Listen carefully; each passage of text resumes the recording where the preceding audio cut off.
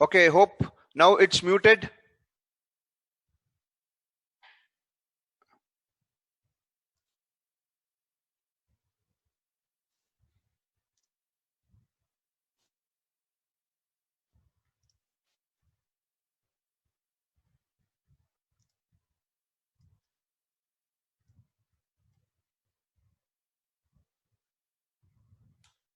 Good morning, everyone. Hope everyone is able to hear me and view my computer screen.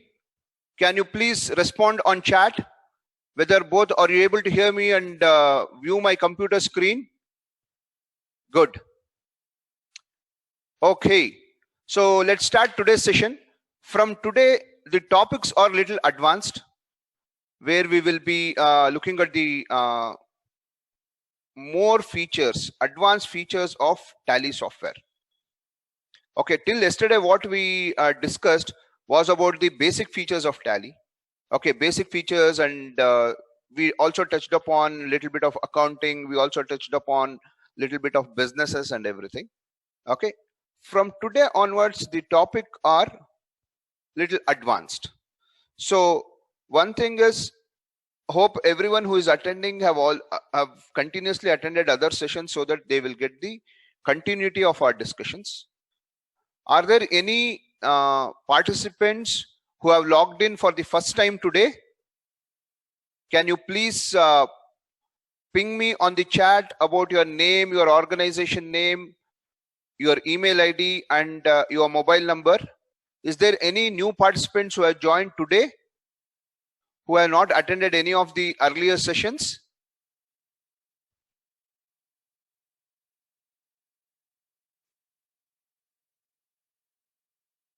Okay, I don't think there is any new participant who is attending today. Good.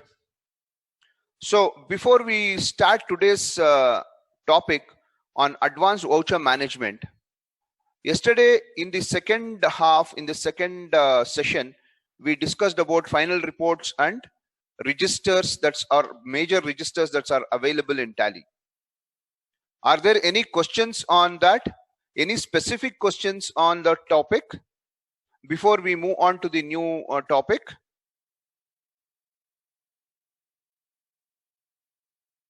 Are there any questions, any doubts, any clarifications?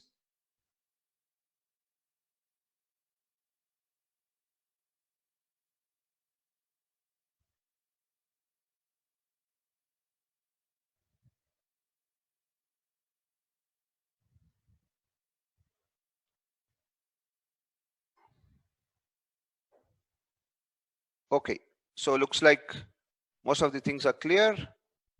Fine, let us move on to the advanced voucher management in Tally.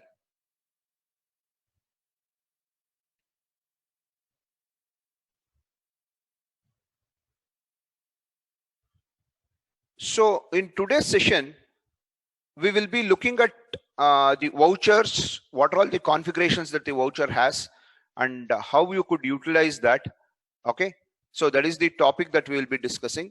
So since the topic is one single topic on advanced voucher management, today I don't have any PPT presentation as such to cross check whether have we dealt with these topics or not, because it is simple one voucher management. Okay, so we will go through the different voucher types and understand what are all the configurations that you could do that could help you in easing out your data entry. That's the objective. Okay, so let's move on to Tally. So the first thing is, in the voucher management, first critical point that we need to discuss is about our sales voucher, sales invoice, because that is one document which goes to our customers who buy products and services from us, and we should be very clear on what informations that we need to provide to them, what are all the configurations that it should have, because this is the document which goes to your customers and you need to receive money based on this document. Number one. Number two, this is the document which is required for your GST purpose also. For purpose of filing your GSTR1 returns, your sales invoice is very, very important. That is where you declare your output GST, right? So we will just look at how to configure this and what are all the options it has. And we'll also look at few sales transaction. Okay, first we'll do that. Then we will look at other transactions. Okay. So to look at the voucher configuration, the voucher creation and alteration, which screen we need to go? What is the navigation for going to voucher creation or alteration? Can anyone tell me what is the navigation that we need to use?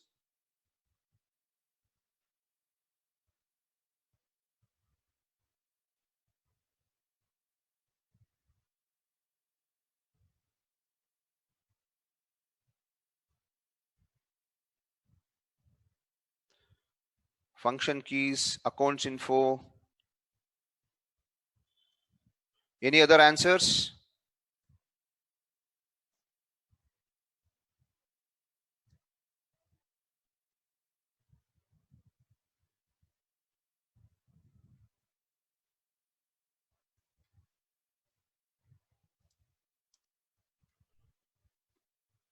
Alt C, transactions, F11, accounting vouchers. So I'm asking the question once again for the to get the clarity. Function keys, accounts info. Okay, so the question is, for you to set up the configurations of voucher, if you want to go and alter the existing voucher configuration, voucher type configuration, which screen you need to go? How do you navigate? Tally, gateway, and accounts info, F12, F12.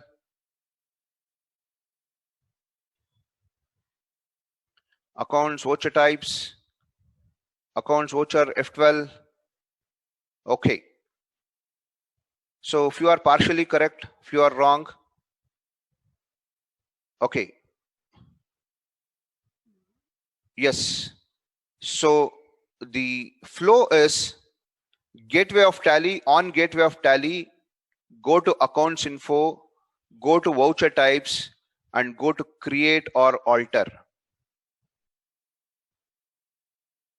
Okay. If you want to create a new voucher type, you could go to create. If you want to alter the existing voucher type, you could go to alteration screen. So the flow is gateway of Tally, accounts info, voucher types, create or alter. So let's just move on. Accounts info, voucher types, create or alter. Since the sales transactions are already there, we're just going to alteration mode. Okay. The sales vouchers is already listed. So I'm just going to the sales entry, sales voucher.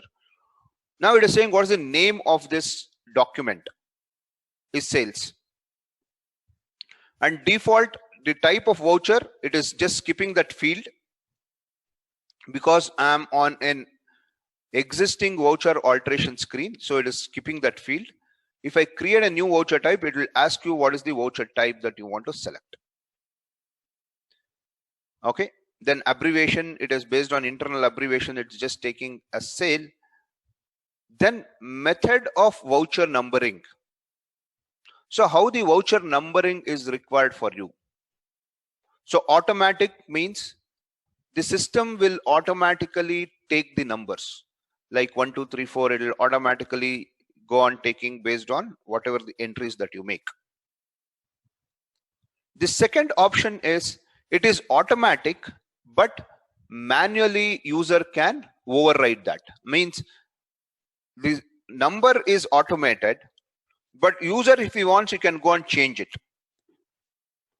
That is what the second option refers to. The third is manual. So when you give manual, the system will not generate any voucher numbers. The user should manually give the voucher number while doing the sales transaction. Okay. The fourth is multi-user auto numbering. which is typically if any of your organization is using multi-user tally. So typically there are multiple people operating from different computers logging into the same data. So assume that there are 5 users A, B, C, D, E who is logging into one single company to do a sales transaction. So the numbering should be taken based on, if it is set to automatic numbering, the numbering should be adjusted based on the users who are doing the data. So for that you need to use multi-user auto. The last one is none, where you can specify I don't want to have voucher numbering for sales or for any of the voucher types. And this voucher numbering is common across all the voucher types. Means the configurations that you are doing for each voucher type, you can go and select any of these modes. Okay. So default in the sale, it is set to automatic. Okay. So first let us look at the voucher numbering and come back to the other features. So if it is set to automatic, now example, if I want to do a sales voucher, go to accounts info and I want to do a sales entry, click on F8 on my sale. Okay, you could automatically see the number has automatically taken to 9, and you as an user cannot go and change this because it is automated numbering. Okay, so what it means is we have 8 sales transactions already recorded, and this is the 9th transaction what we have. So example, if I just say sales, you could look at, there are 8 sales transactions already recorded. Now if you are doing a new transaction, okay, it will be the 9th transaction that you will be doing. Is it clear? Okay, and it is set to automatic. Means what? The number is automated. So you need to understand here, the last date of the transaction in my tally is 10th of August. And on 13th of July, I had made voucher number 7. Correct? After that, the entry is only on 10th of August. So that has taken as 8. So now if I want to do a new transaction on 10th of August or on 11th of August, see the number which is taking on sale is 9, and it is automated. Because we are using automatic numbering, we cannot change this number. Is that clear? Okay. Now we need to understand one more thing when we understand the voucher numbering. Now what happens if you go and insert a voucher in between the dates that you have already done? Example, I'll tell you. Our voucher number 8 was on 13th of July. Sorry, voucher number 7 was on 13th of July, and voucher number 8 is on 10th of August. So what happens if you do a transaction on 20th of July? A sale entry on 20th of July. Okay, so let us understand that. Say example, I'm just on the sale entry. I will change the date. I'm doing a backdated entry and I'm saying the transaction is on 20th of July. What happened to the voucher number? It automatically picked as 8 because you're trying to insert a transaction to the prior date, okay, and it has to automatically adjust the numbering. So example, I'll just continue this transaction, okay, and I'm just completing one transaction to understand how this typically operates.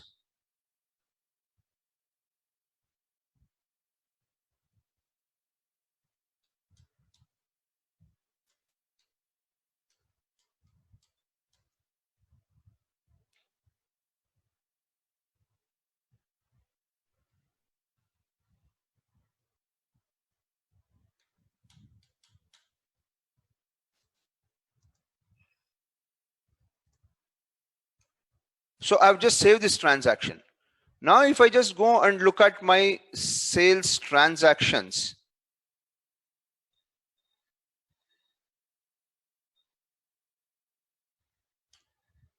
look at here, what we did for 20th of July became voucher number 8, and automatically further all the transaction has got pushed by one more number. So 8 became 9.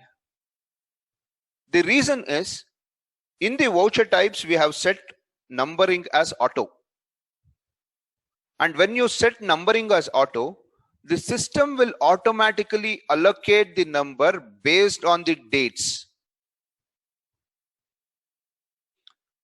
Is that clear?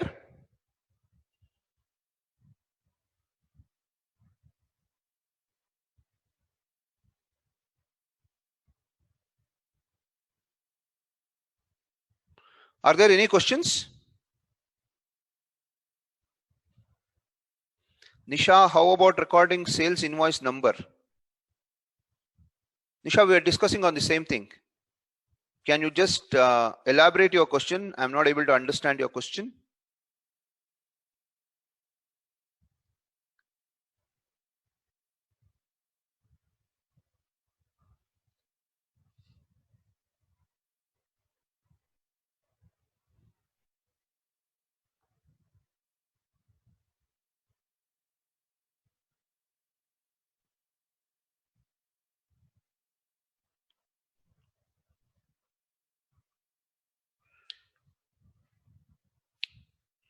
So Srinivas, if at all we have issued 10th invoice, how to do that? How to do it?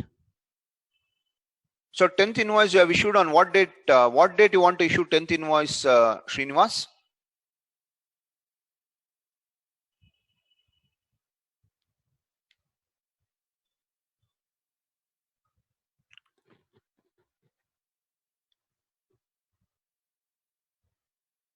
Sorry, 10th August invoice.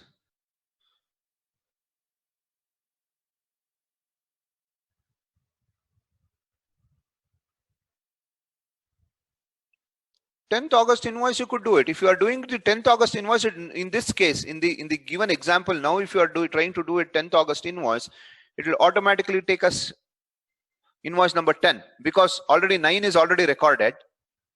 So again, if you are doing one more transaction on 10th of August, it will default take it as 10.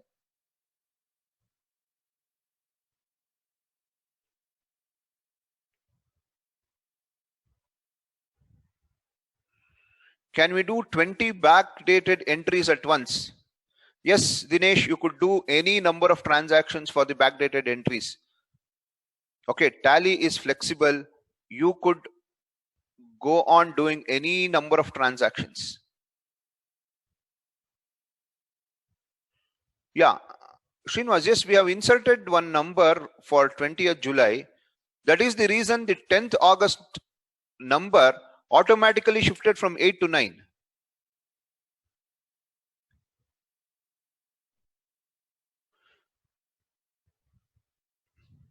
Sahu, if already forwarded the earlier bills to HO with signature and hard copy is approved, this reflection in the system but not corrected in the sequence. Yes, you have a problem. If you have already issued an invoice and you have already given it to your head office or to the customer, okay, and now if you are going and inserting a transaction, it will have a mismatch. So you have to control inserting a transaction if you are using automated series for sales invoices. Okay, so you should stop doing backdated entries. You should block doing backdated entries by using security controls in Tally.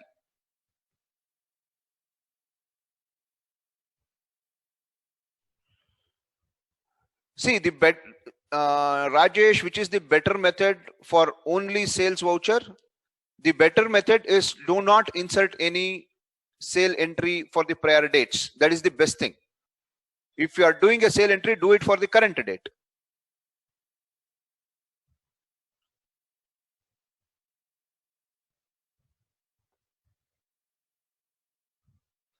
That is the best option that's available. Or what you could also do is, you could also use auto manual override. Then what is going to happen is, you are giving the access of voucher numbering to the user when you are using auto manual override. Okay, then the numbers might go hayway. You will not have the control. Yeah, but you have already given the invoice to party Srinivas. That's the reason I'm saying, please block doing backdated transactions for sales.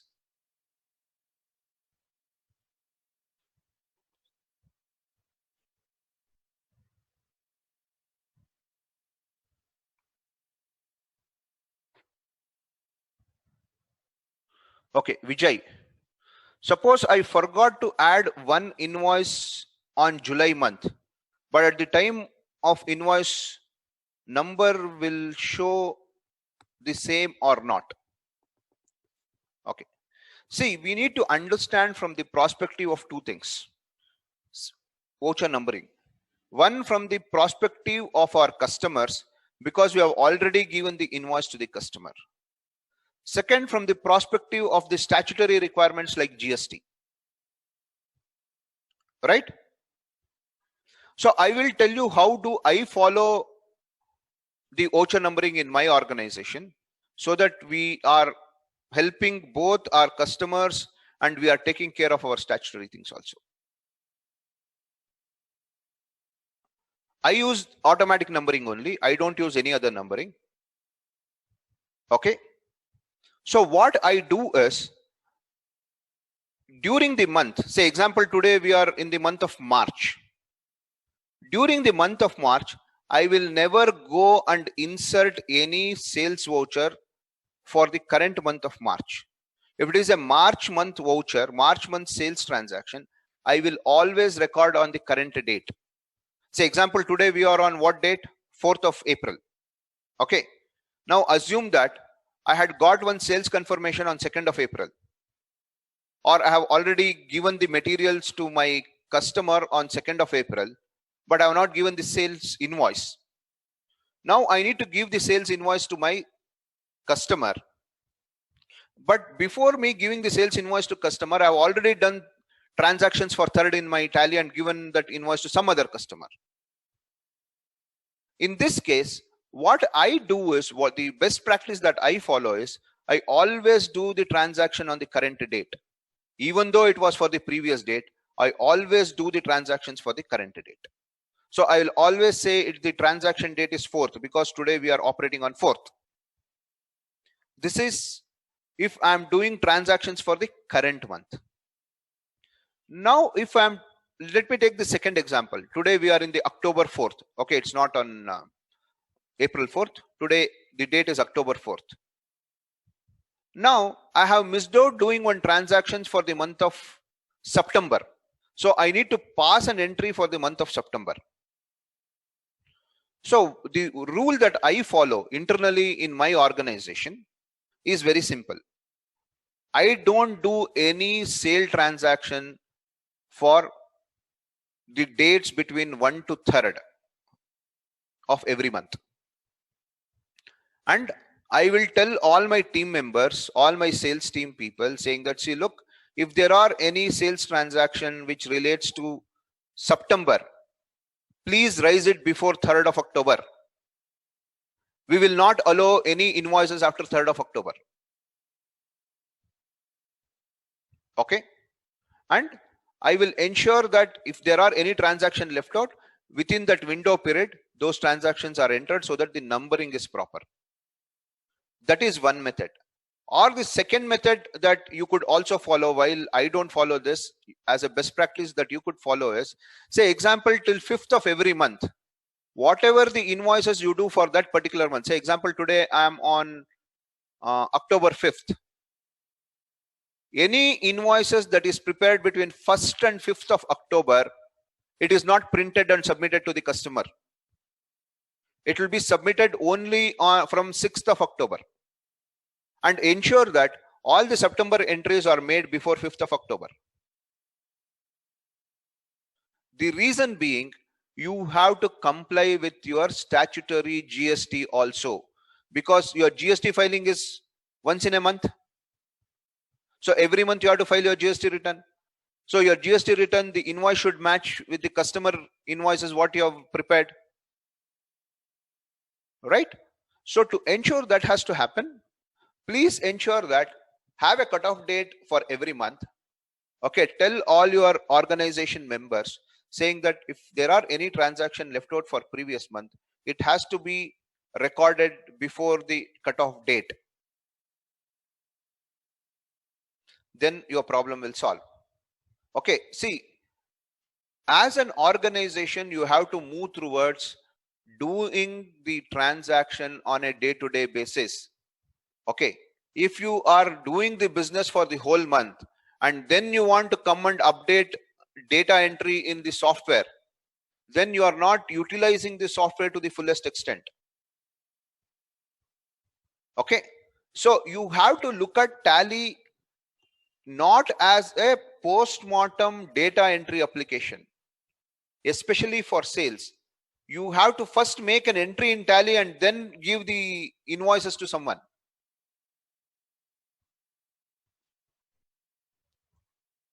Right?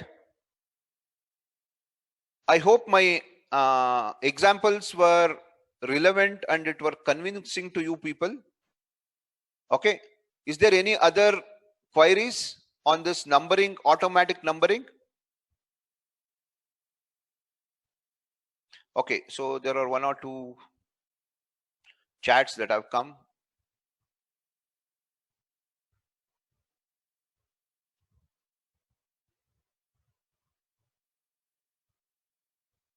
Vijay Kumar, suppose I forget one invoice in July month.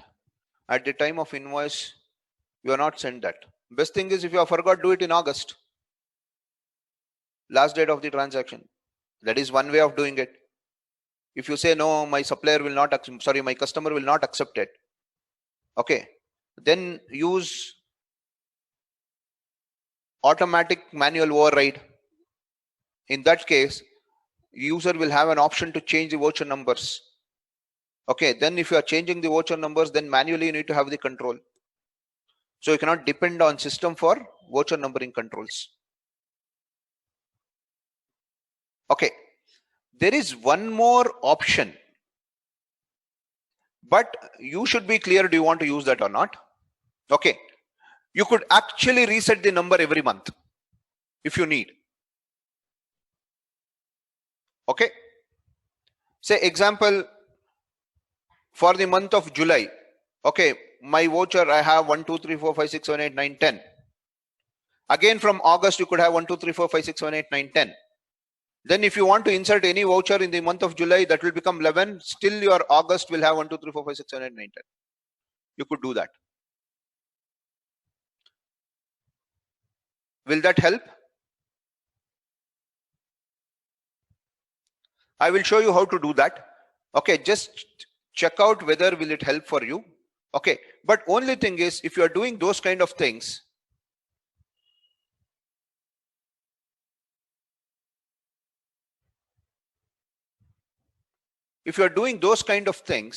okay, then you should be also using prefix and suffix before and after the numbering, so that you can identify, say example, you might have voucher number for every month. In that case, you need to know against which month this was. So you should not have a duplication of the voucher numbers. So you need to use prefix and suffix. Okay, we will show you how to use prefix and suffix also. Okay, so Aprameya Vishwanath, if we generate e-way bill on 2nd of April and I don't bill on 2nd of April, how can I generate the invoice? See, today e-way bill is not linked to your Tally invoice. You could generate Tally invoice separately, you can generate e-way bill separately. But if you are generating e-way bill on 2nd of April, then you have to generate an e-way bill based on an invoice only. So you should have recorded the invoice on 2nd of April. Without that, just generating e-way bill is of no use, because even on the e-way bill, you should give the invoice number, right? If I understand it correctly, e-way bill should have an invoice number. So if anyone who is generating e-way bill should ensure that on a daily basis invoices are created. Rajesh, if we are using auto manual, say after changing invoice number 8 to 9 and 9 to 8, like that, later next sales will automatically fetch as value 10. Yes, it will fetch the value 10. Okay. If GST return submitted, problems again will occur. Yes, Krishna Prasad. So you need to be very clear before submitting GST, the numberings are proper. Srinivas, my doubt is on chat. Srinivas.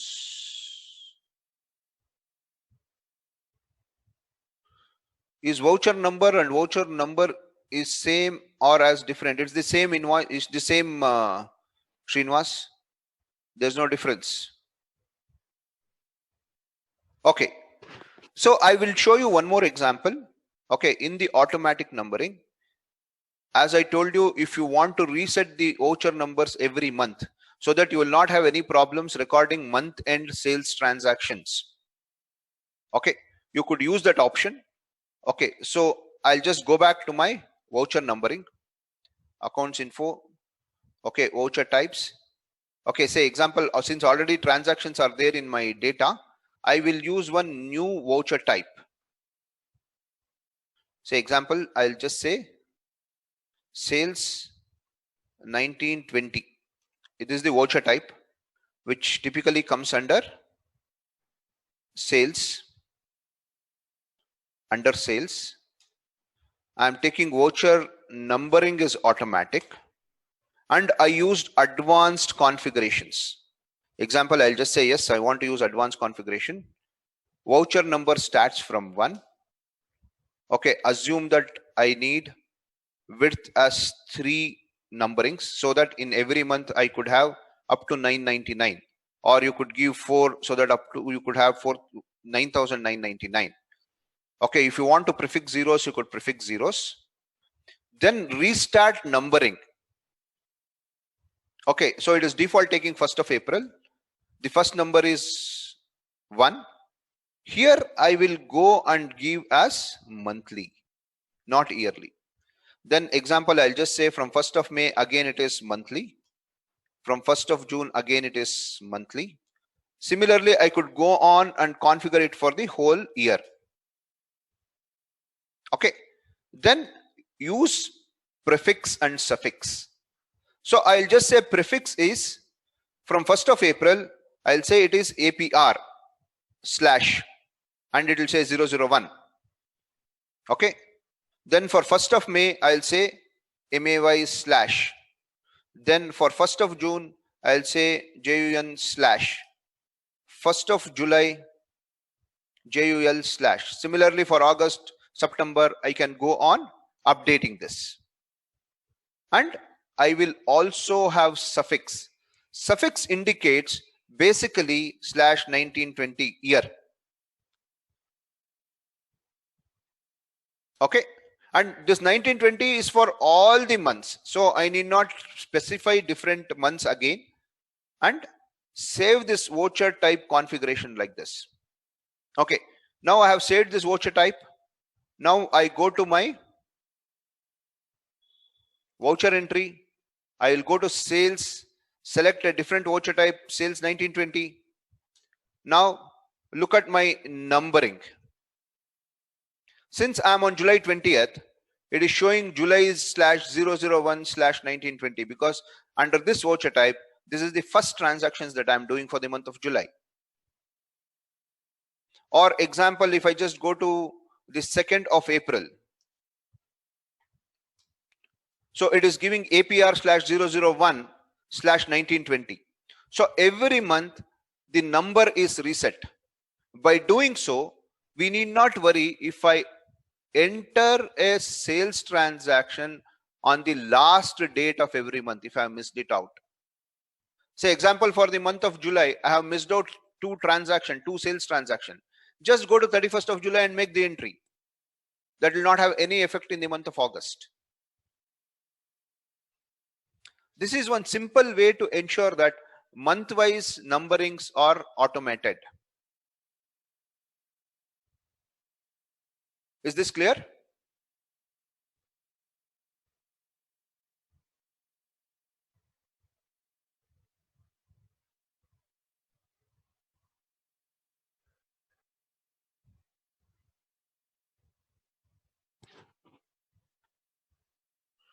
What is the reference number which appears on all the voucher? Sir, reference number is your internal reference number. If you want to give anything, it is just a text field that you could give. Generally, if it is a purchase transaction, it will be a supplier invoice number. In sales, you could give whatever the reference you want.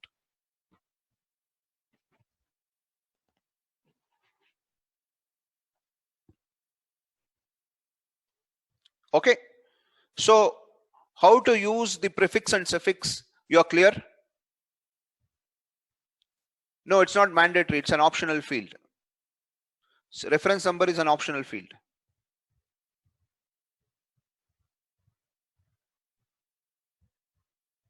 So is everyone clear how to have prefix and suffix in the voucher numbering?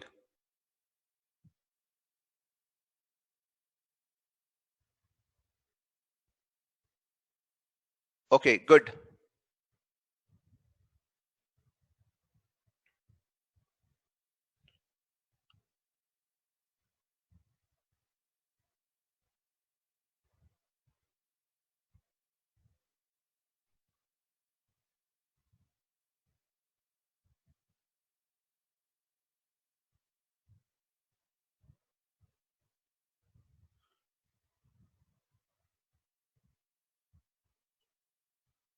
Under voucher reference field, can we use customer purchase order number? Yes, you could use anything. That is left to the customer. That is left to the customers on saying which field they have to enter.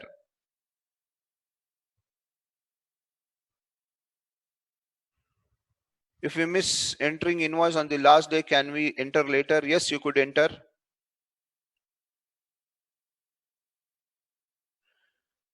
Ishwari, can you show me once more what prefix and suffix of voucher numbering configurations? Okay, so we'll show you once more. So typically you could just go to the accounts info, voucher types, alter, select which voucher you want to configure. Here, leave the number as automatic, used advanced configuration, enable, make it as yes. Okay, so this is the advanced configuration screen where you could say voucher number should start from what number. Generally, every time it starts from 1.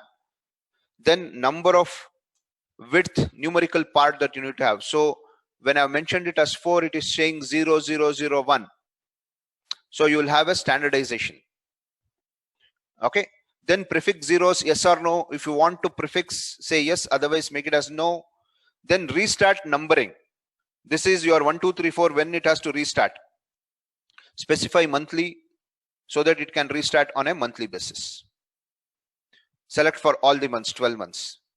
Then prefix. Prefix is what is the characters that you want before numbering. Okay, so for April, because every month you will have voucher number 1, voucher number 2, voucher number 3, sales vouchers. So you should have a differentiation to understand which number is coming. Okay, so for that example, I have prefixed as April, May, June so that we know which month it is. Okay, given the dates. Then suffix, after numbering what you want. So I want even the year to be printed. So I'm just saying 19-20. So by doing this, okay, when you are making a transaction, the voucher number is now automated. So example, you are on 2nd of April, it is showing April 1. Okay, if you change the date to 5th of May, it is showing May 0001. So similarly, you go to July, it will show for July 0001, 1920. So it's easier for you to understand when you look at the invoice number, which month it belongs to, and there is no duplication of the numbering.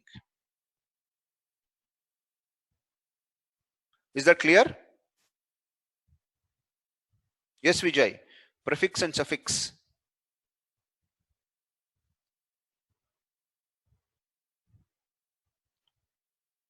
Okay. So now let's do one thing. Let us move on and look at different configuration in the voucher numbering.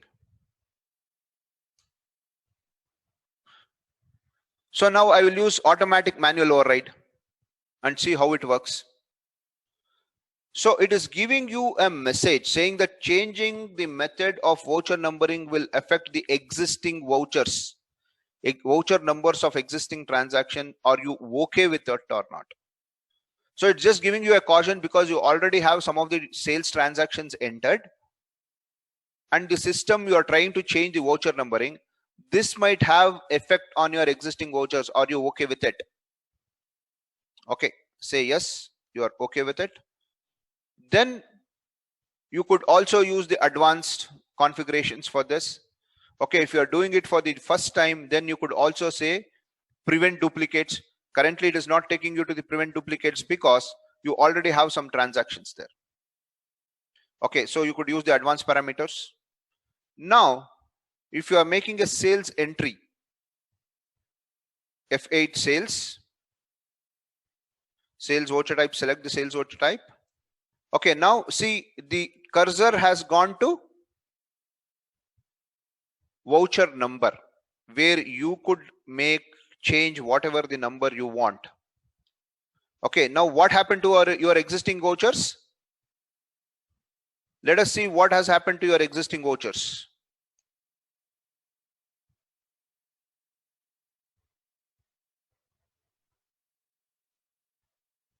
All the vouchers, existing vouchers have become 1. So now you need to go and manually change it. Say example, I'm just changing it to 2.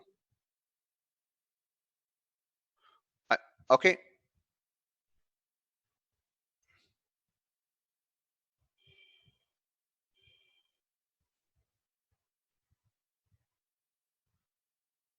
So this has become 3. Example, I'm just changing this to 1. 1, 2, 3. I need to change this to 4.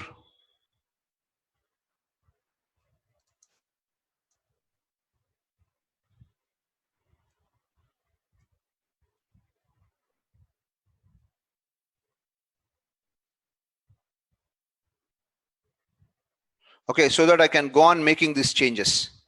So typically it is allowing me to change. I could make it as 5. So in the manual override, okay, system will give you what should be the last number. Say example, now I want to do a new transaction on 10th of August. Okay, so example, I'll just change the date to 11th of August. Okay, it is giving me because I had taken the last number as 3. So my last number is typically 3 for the sales entry. See here it is 3. Okay, so now I make a transaction. It is showing me 3. I can change it to 4 and drive. So in this case, I need to have a manual control. So it will show you the last number and you can change it the number that you want to change. So in this case, say assume that you have missed out 2 transactions. So you know that these 2 invoices has to be raised. Okay, but it might come at the later date. So you could leave the 2 number gap and go on updating the other numbers.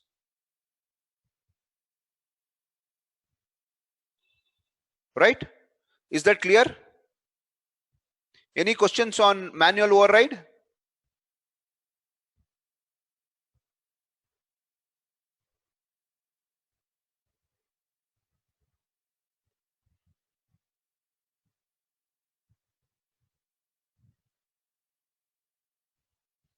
Okay, so let me look some of the chats. Sir, it's not advisable to do manual. Yes, it's not advisable, Ramesh. Srinivas got really confused. Where did you get confused, Srinivas?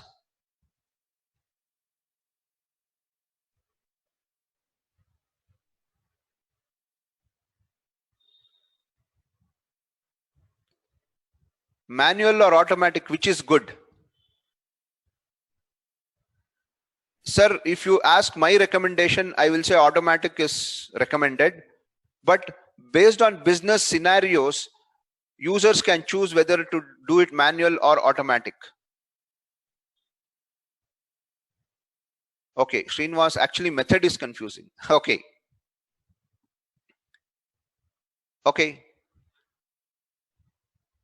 Fine. So let's just move on. Okay, what are all the other type of voucher numberings that we have? Alter, sales.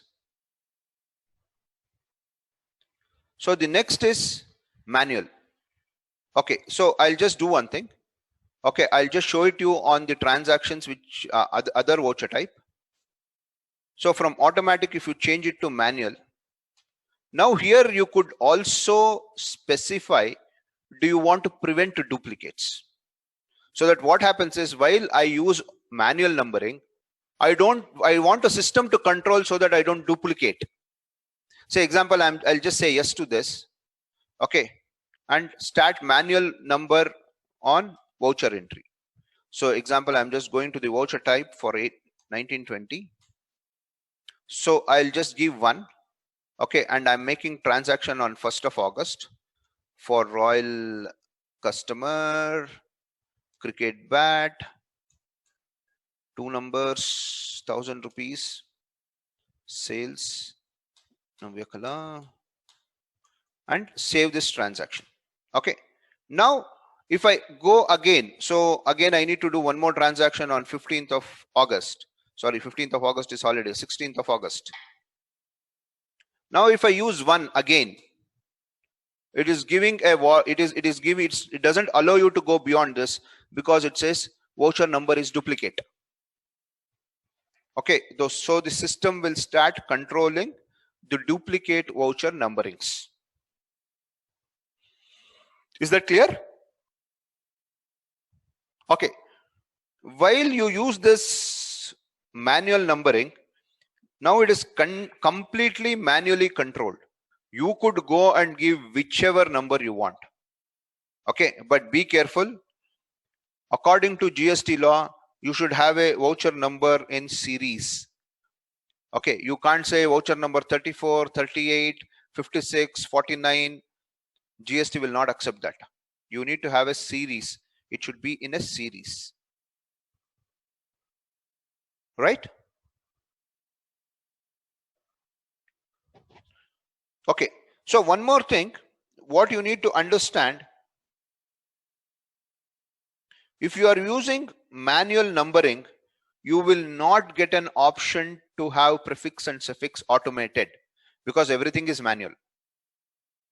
So it will not allow you to give any prefix or suffix. Everything you have to manually type and keep the records.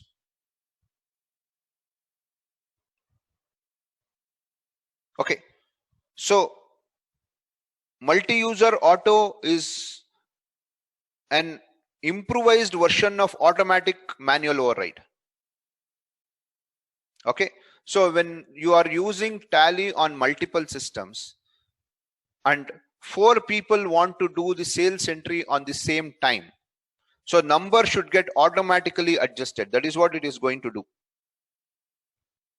Okay, so here I cannot demonstrate this because we need to demonstrate using multiple computers. Okay, so those who are using multi-user and they want to see this demo, okay, we could set up a different time for them and show it on their data itself directly. Okay, and the last one is none. Once when you say none, okay, there is no voucher numbering that is available on your screen. See, it is just saying sales 1920, but there is no voucher number. It starts with the reference number. Right? So these are all the different kinds of voucher numberings that you could have, and the same configuration works for any type of vouchers. Example, I just showed it for sales.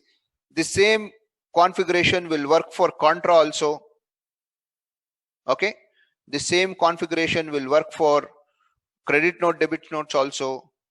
The same configurations will work for your journal also. So for every voucher type, you could go and configure the voucher numbering, and the same is for your payments also. Payments or any voucher type, receipts, payments, purchase, sales, debit note, credit notes. For every voucher type, the voucher number configuration remains the same.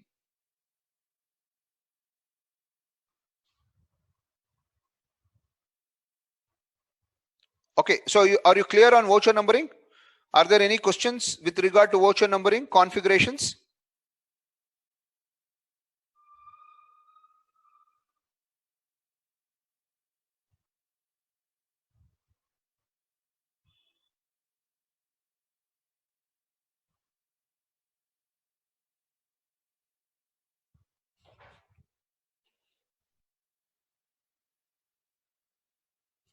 Okay, looks as any questions. So first, let us move forward. The next configuration at the voucher type after voucher numbering is use effective dates for vouchers. Okay, so what does this do? If you enable this, okay, say example, currently it is disabled. Okay, when you do a voucher entry, when you go to sales and do an voucher entry, okay, and select date. So it is asking for one voucher date, right? Okay, so let me just go and change some of the configuration. Sorry, voucher types, alter, sales. So I'm just going and setting it as automatic for time being. Okay, and I want to use effective dates. I'm just enabling to use effective dates. Now, so there are two dates on your right hand side. Friday 16th August, effective date is Friday 16th August. What does that indicate? So while you are doing a transaction on a particular date, on which date this transaction should get affected. So if you go and change, you will get two dates for the voucher date. So one is the voucher date and one is the effective date. While I am doing a transaction on 17th of August 2019, it has to get affected by 10th of August. So you could give that your accounting effect will be on 10th of August, but your transaction is on 18th of August, 17th of August. Okay, so this will be little handy. Okay, if you think that for your accounting purpose it has to affect on a particular date. Okay, and all the outstanding calculation bill wise details will be based on effective dates. So that's the beauty of it, so that as an user you could give both effective date and the voucher date.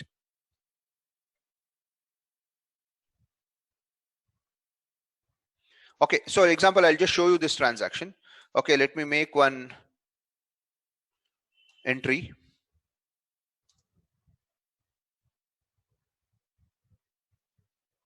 So Whirlpool, okay, washing machine, one number, 15,000. Sales, new reference, 10 days. See here, when I give 10 days as the credit period,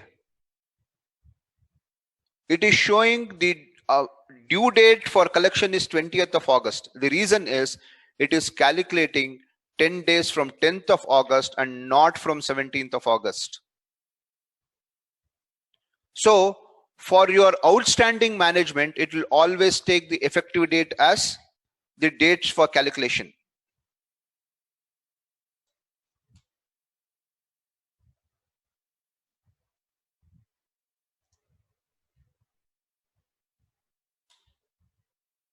Right? Are you clear on this? Use effective dates. This will effectively help you for your AR, AP management, accounts receivables and accounts payable management. The effective dates on transactions.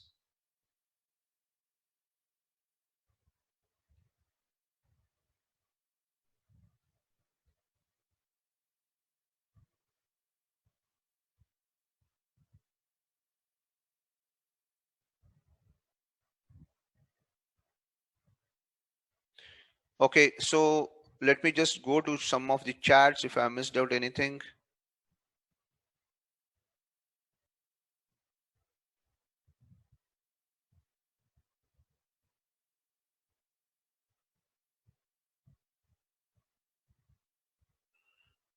For manual, Rajesh is saying for manual only we can get prevent duplicate option. Yes, you could get prevent duplicate option for manual.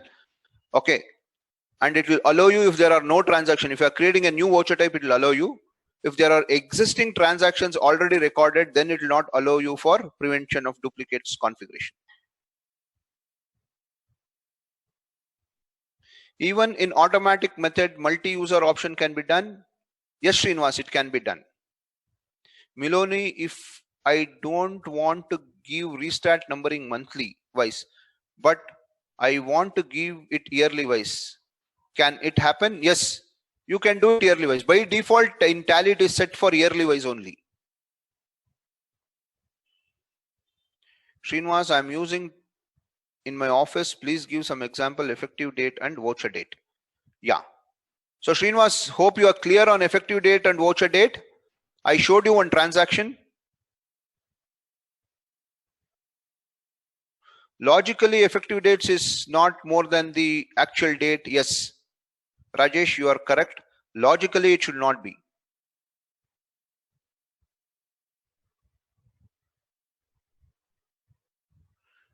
Prevention will not be usable for auto manual of duplication. It will be useful because when it is auto manual, the user has an ability to go and change the voucher number. Okay, so if you prevent duplicates and already that exists, the voucher already exists, that number already exists, still it will allow it, still the system will prevent. It will be useful. See, if you are not using automatic for all other voucher types, automatic and none, for all other voucher types, effectively you need to have prevent duplicates.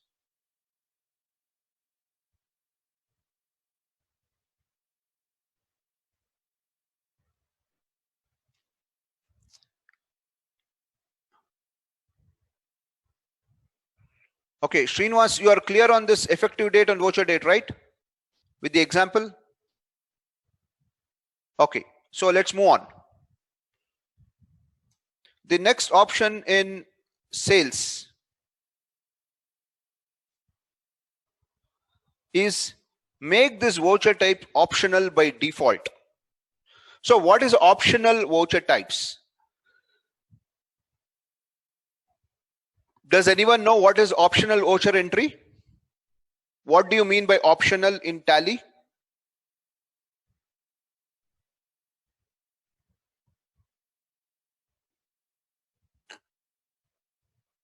What is optional in Tally?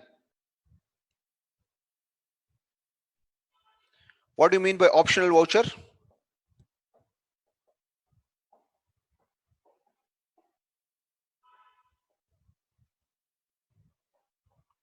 Yes, for quotation you could use this, not a, yes, that is one answer. Akshay, yes, you are perfectly correct.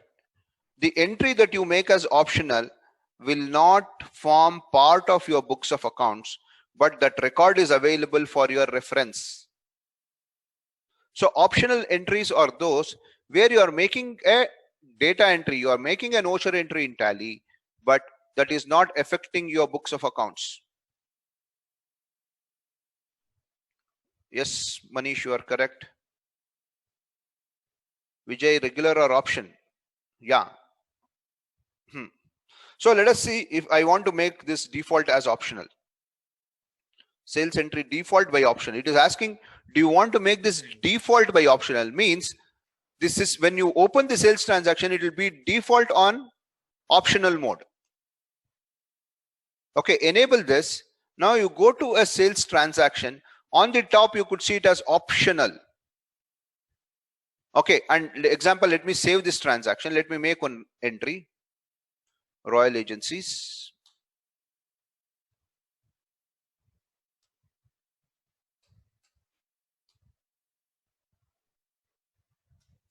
₹30,000 sales.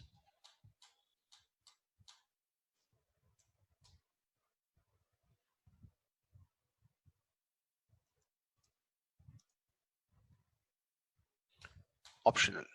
Okay, so now if you go and look at display accounts book ledger of Royal Agencies, you are not able to see the transaction of 45,000. Are you able to see the transaction of 45,000 here? There is no record. So it has not affected your books of accounts. Or you go and check the sales account. Is there an effect of 45,000? It is not even getting updated to your books of accounts. But if you go to display and day book, you are able to see this transaction, and in the voucher number column it is mentioned as optional. Okay, and this line is in italics, not a regular font, italics font.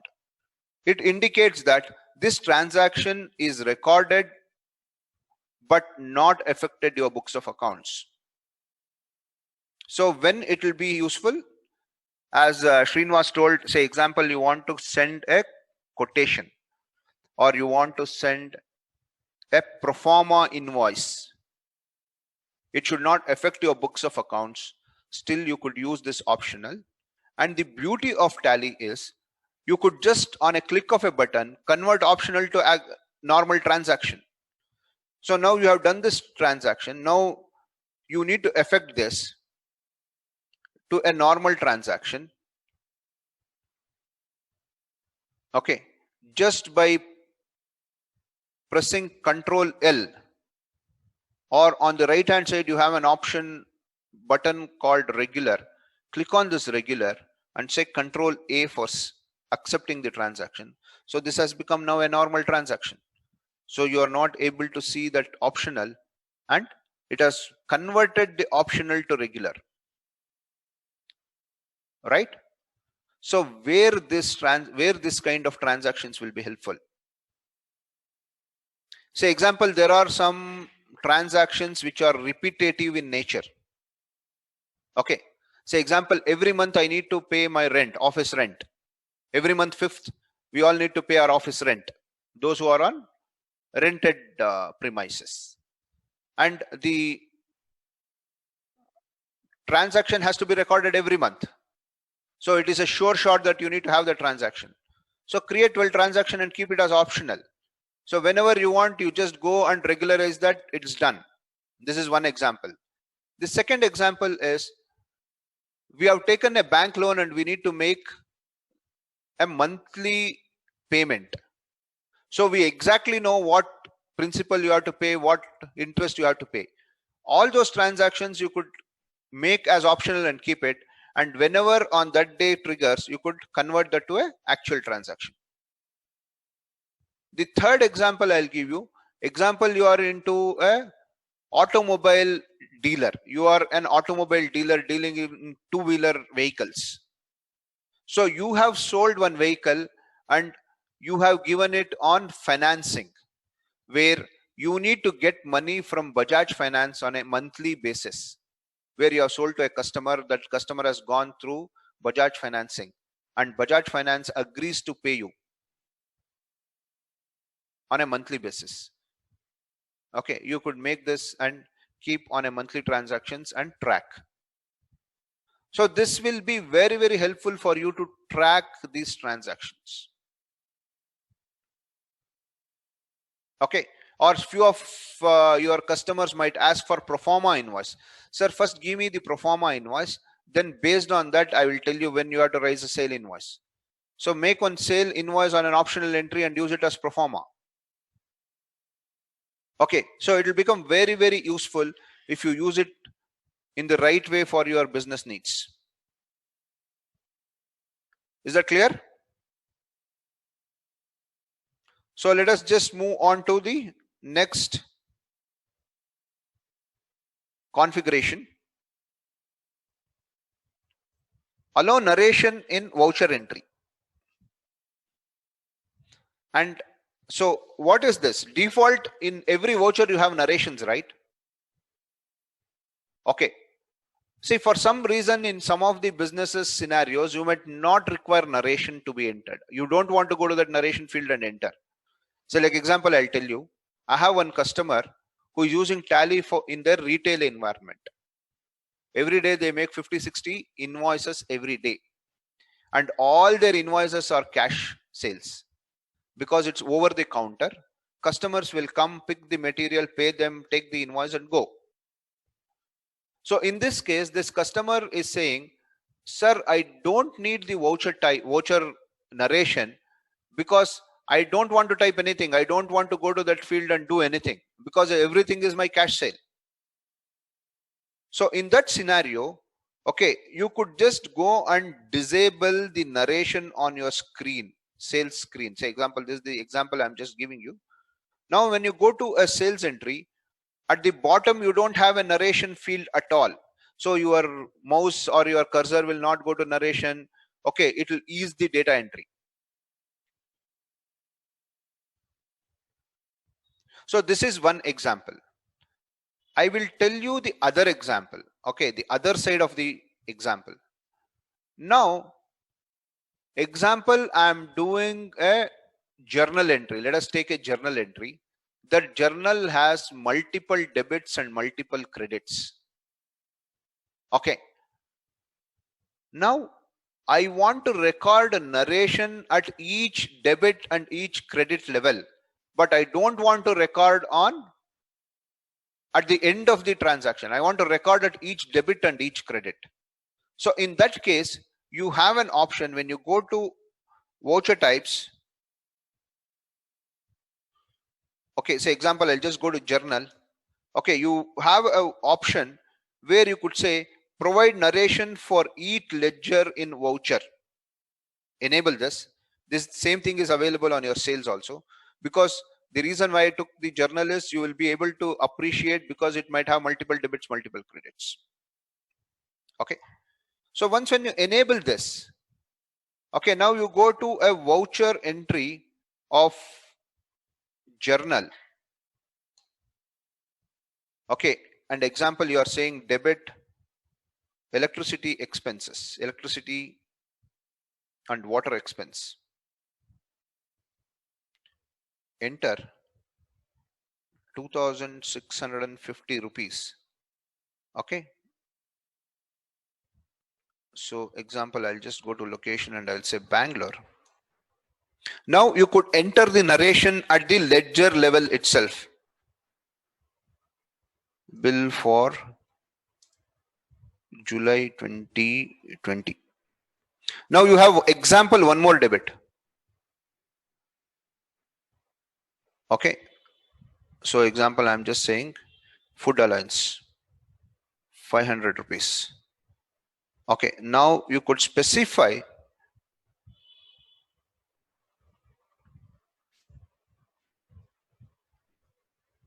allowance reimbursement, whatever the type, whatever the text that you want, so that at every debit or every credit, you could go on giving the explanation for that debit or credit.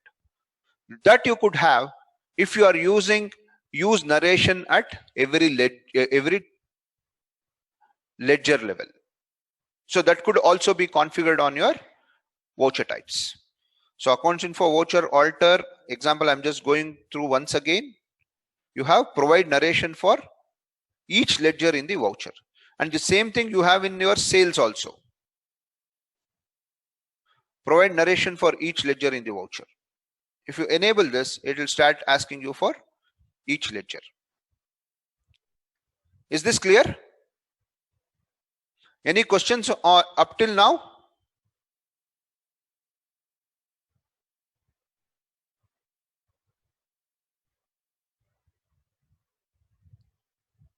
Are there any questions up till now? Can we move to the next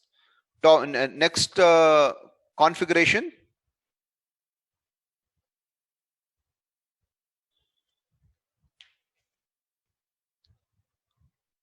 Okay.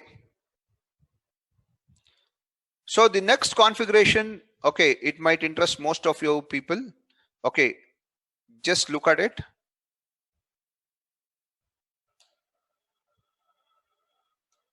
Enable default accounting allocations. So typically it is asking you to enable default accounting allocations. So how do you want to account this? See, now when you go to a sales transaction, you are going and selecting the sales ledger. Okay, you are so if there are any taxes, you are going and selecting the tax ledgers, everything, right? Now you want to automate few of the things. Say example, I'll just show you. Okay, this example, when you look at from the GST perspective, it will be much more useful. Okay, I know that we have not touched upon the GST. Okay, it might become difficult for few of the participants to correlate this. Okay, but anyhow, I'll show you this. But when we discuss on GST, we will take this in detailing. Okay, so like example, now I'll just come to the sales transaction. So in the sales transaction here, the issue is I need to go and select. Okay, of course the party you need to anyhow you have to select. Then after every item you select, you need to go and say which is the sales ledger. You need to select the sales ledger. Can we automate all these things? Then typically you might have some tax ledgers, GST input, sorry, GST output, SGST output, CGST output. Okay, you might want to do an automatic rounding off. Okay, or there might be some cost on transportation expenses that you want to collect from your customer. All those things that has to be automated. Okay, so we will just see how to automate those things. To automate those things, okay, you need to start using accounts info, voucher types, alter, sales. Okay, so here if you come to enable default accounting allocations, and you could say set alter. So it has to default take sales.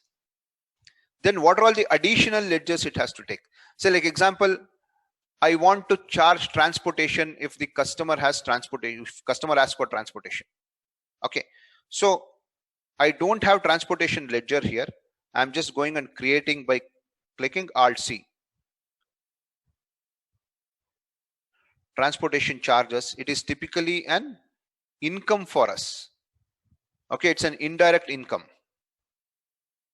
Okay, or direct income, whichever you want, you could take, whichever the group that you want, either direct income or indirect income. Okay, so is cost center applicable? I will say no, cost center is not applicable for this. Okay, so how it has to be calculated? As additional excise or flat rate or surcharge, amount rounding off, user defined value based on quantity, all those options are available. So example, I'm just saying it's an user defined value because it might differ from invoice to invoice. In few invoices it might have, in few invoices it might not have. And I'm saying if it is 0, remove it. Then example, I have output CGST, output SGST. Okay, so I'm just creating duties and taxes. Currently I've not configured any GST for this. For this example, I'm just checking it is under 9% tax, that is 18%. Okay, on total sales, round off is not applicable. Anyhow, we will go through the GST session separately. This is just for your understanding purpose. I'm just doing it. Okay, so here I am specifying it on total sales 9%. I don't require a rounding off.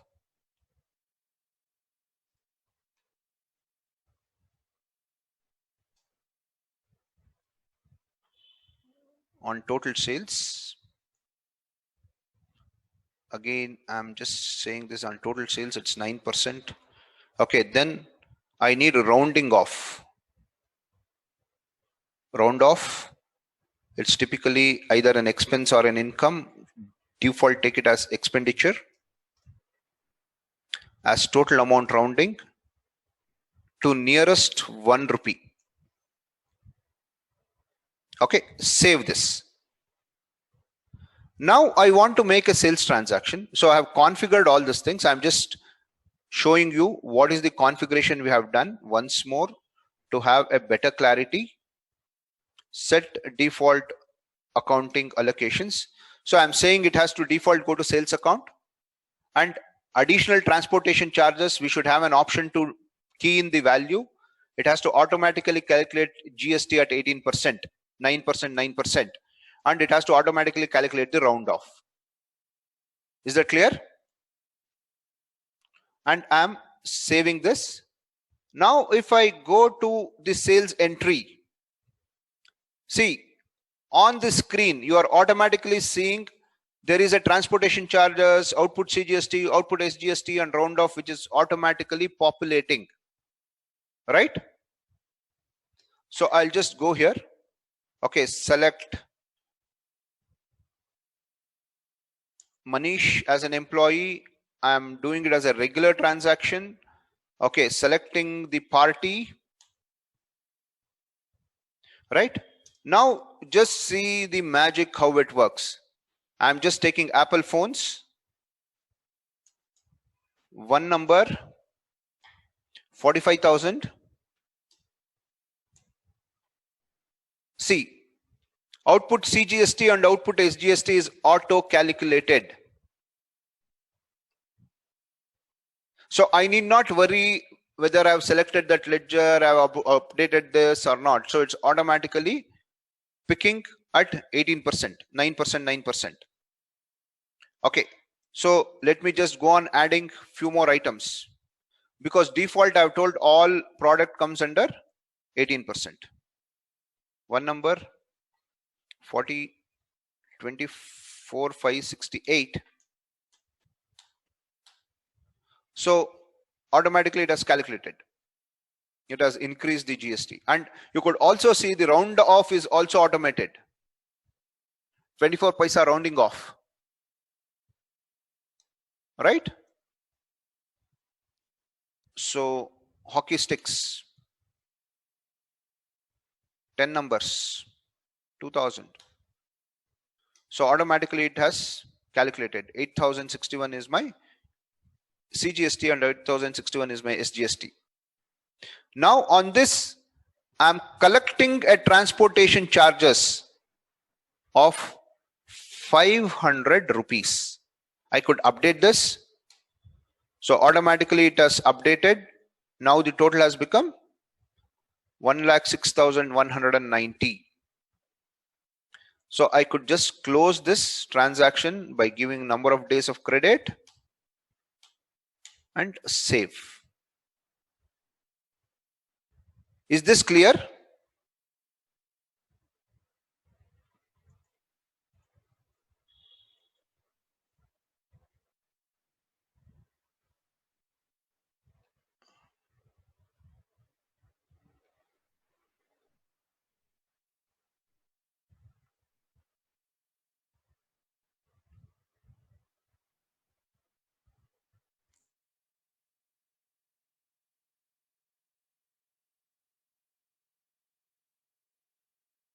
See here,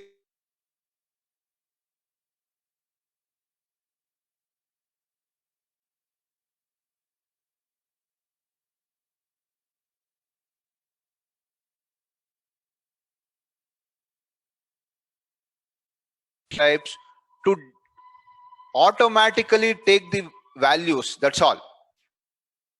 Okay, because we need to go through the GST session to understand how to configure GST, how to automatically calculate. Okay, in one invoice, some items might have 12%, some items might have 18%, some items might be exempted. Okay, so the GST calculations are not proper. GST is not calculating on transportation charges. All those things we will discuss during our GST session, not here. Here, the objective is to understand how to configure automatic picking of the ledgers and taking the values based on the current configurations we have done. Okay, so interstate transaction, how IGST will calculate this, we will look at in the GST session. If different taxes for different items it works, yes, you have to wait for GST sessions for that.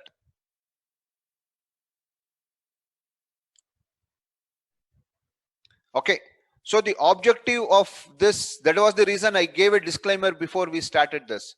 The objective of showing you automatic allocations of the ledger, okay, is not to validate whether this transaction values are perfect or not. It's to validate, is it automatically picking the ledgers, so that the data entry is simplified. Okay, GSTs might match, might not match, don't worry about that. That we will look at in the GST session. Okay, so the objective is somebody who is doing data entry, if I've set up this, okay, will it simplify him so that he will just go and select the customer, he will just go and select the items and transaction is done.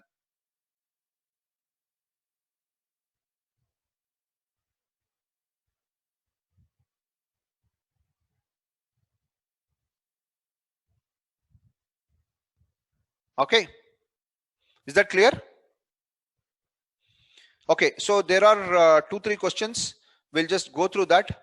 How to view optional vouchers?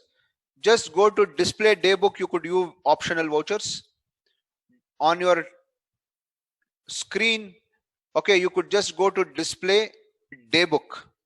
So if there are any optional vouchers for that day, it will show you. The other way of viewing is go to display.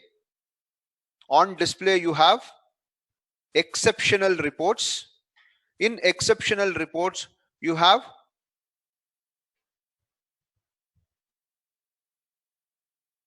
you should have got optional entries. Okay, why you are not getting optional entries?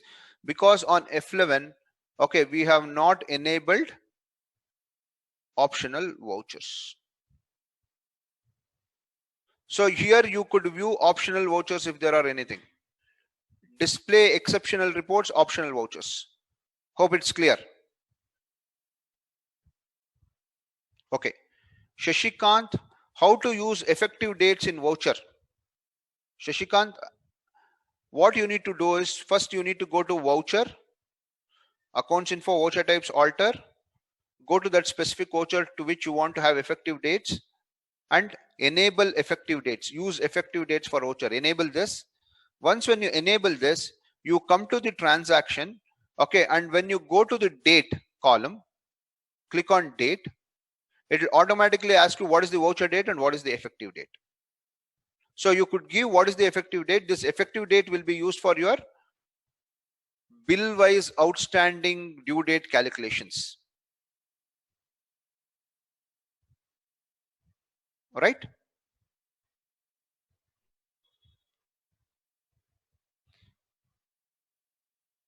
Default accounting allocations for item in invoice. See, if you want to have item wise allocation of the ledger account, that has to be defined in the item level. That we will show it to you when we look at advanced inventory management.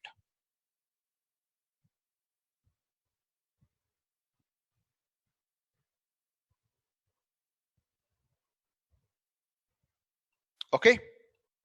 So are there any questions?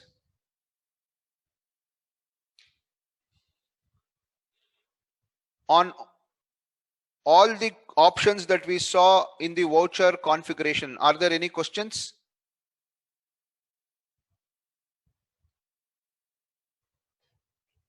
Hope all these things are clear.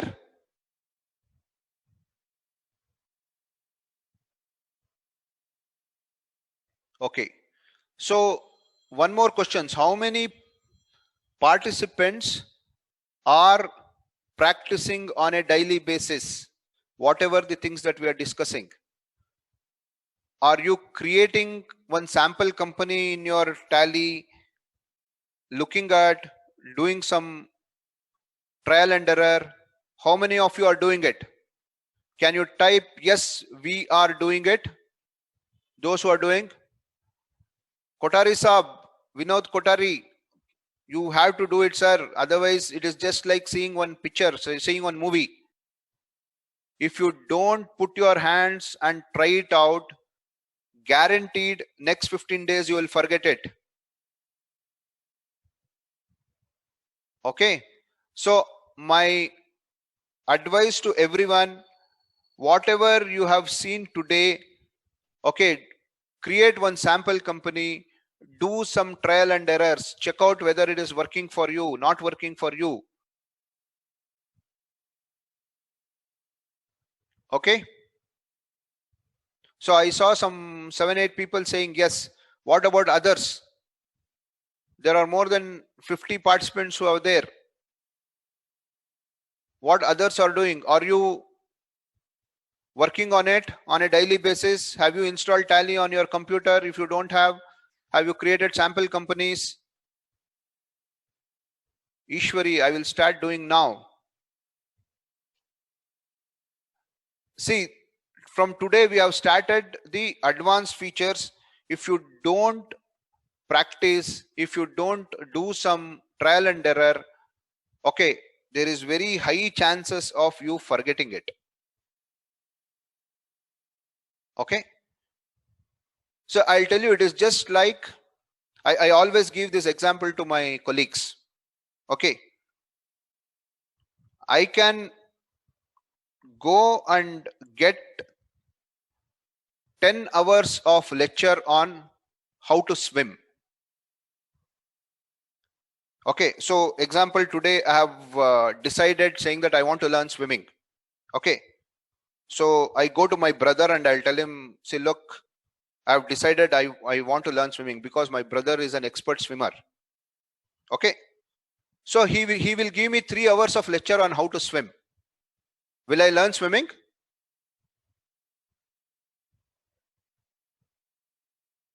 No, I will not learn swimming until and unless I get inside the water. It's not possible to learn swimming. Similarly, this software is also okay. You have all come here. Okay, you are all looking at this. Okay, you are all seeing how it works, everything. But if you don't put your hands and learn, okay, this will just become like one more movie that you see on your TV. After 1 week, you don't remember it. You will just forget. Okay. So my request, please don't do that. Okay, you have got enough of time now. Okay, utilize this lockdown time in more effective way. Okay, the reason why we are doing this training is only because after this training you also have time to practice. Okay, so please open your Tally. Okay, practice, check out. If you have any doubts, please ask those questions in the next sessions. Get your doubts clarified so that you are equipped to work on Tally. The reason I'm saying, so there might be a combination of participants here. There are few accountants, there are few owners of the organization, there are few managers who are attending this session. Okay, each one of you have different roles to perform, but for all of you, having financial data is very, very critical. All right. So with this, we will close this session. And as I request in every session, again, I'm requesting participants who felt that this session was good, you were able to learn new things. My humble request, please make 1 or 2 minutes of video and share it, share your experience, share your feedback on my mobile number. It is 9902016176. So that